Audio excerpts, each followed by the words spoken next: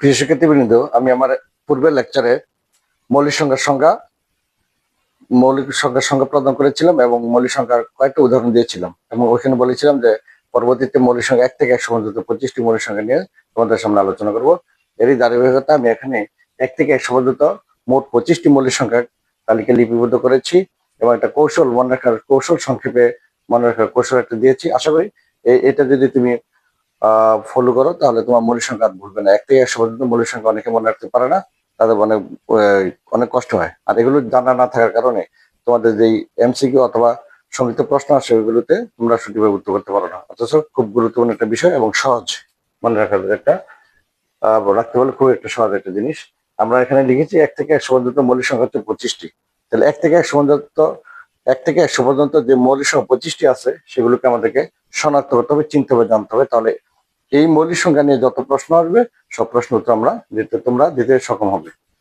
তাহলে এখানে 1 থেকে 10 আমরা 10টা ক্যাটাগরি করেছি। 1 থেকে 100 পর্যন্ত 10টা ক্যাটাগরি করলে আমরা 10 10 100 হয়। তাহলে 1 থেকে 10 পর্যন্ত মোট মৌলিক সংখ্যা হচ্ছে 4টি। এগুলো হচ্ছে 2 3 5 7, এগুলো হচ্ছে এই 4টি 1 থেকে 10-এর ঘরে 4টি। 11 থেকে 20 পর্যন্ত মৌলিক সংখ্যা 4টি, 11 13 17 19।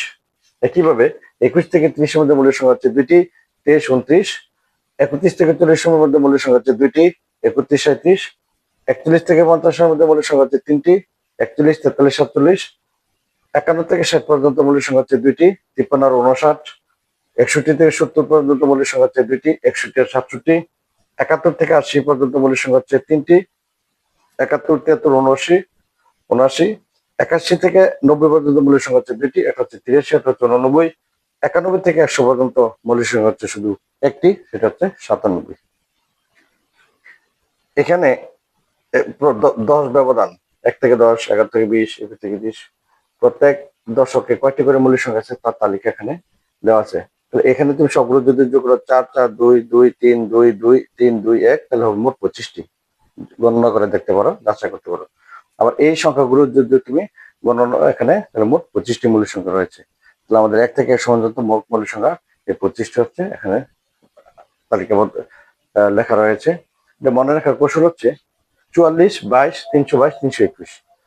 44 প্রথম দশকের 4টা, শেষ দশকের পরের দশকের 4টা, পরের দশকের 2টা, পরের দশকের 2টা। তাহলে এখান থেকে 44 প্রথমে হবে 44, 44 অর্ধেক কত 22। 44 44 অর্ধেক হচ্ছে 22। তাহলে 22-এর আগে 3 লাগিয়ে দাও, 322 আর 321। 322 তার লগে হচ্ছে 321, 322 আগের সংখ্যা কি 321। এভাবে মনে রাখলে তাহলে তুমি সংক্ষেপেই অবশ্যই মনে রাখতে পারবে। তাহলে 44 মানে কি প্রথম 1 থেকে 10 পর্যন্ত 4টি, এবার 11 থেকে 20 পর্যন্ত 4টি, 21 থেকে 30 পর্যন্ত 2টি, 31 থেকে 40 পর্যন্ত 2টি, 41 থেকে 50 পর্যন্ত 3টি, এরপর হচ্ছে 51 থেকে 60 পর্যন্ত হচ্ছে 2টি, 61 থেকে 70 পর্যন্ত 2টি, 71 থেকে 80 পর্যন্ত 3টি, 81 থেকে 90 পর্যন্ত 2টি, আর 91 থেকে 100 পর্যন্ত একটি। এই হচ্ছে সংক্ষিপ্ত ব্যাখ্যা। এটা টেলিফোন নম্বরের মতো তোমরা এটা মনে রাখতে পারো। 44 22, প্রথম হচ্ছে 44, তার অর্ধেক হচ্ছে 22, এরপর 322 321। এই হচ্ছে 1 থেকে 100 পর্যন্ত মৌলিক সংখ্যার তালিকা এবং সংক্ষেপে মনে রাখার কৌশল।